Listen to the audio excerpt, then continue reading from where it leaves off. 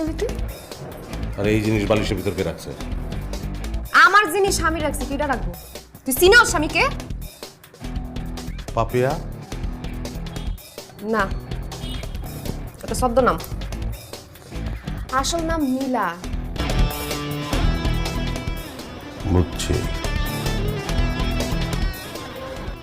পা ধরে সালাম করতে পারিস, মানা করবো না।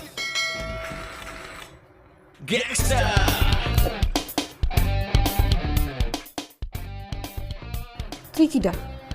আমি পাপ্পি, রাজধানীর মাল।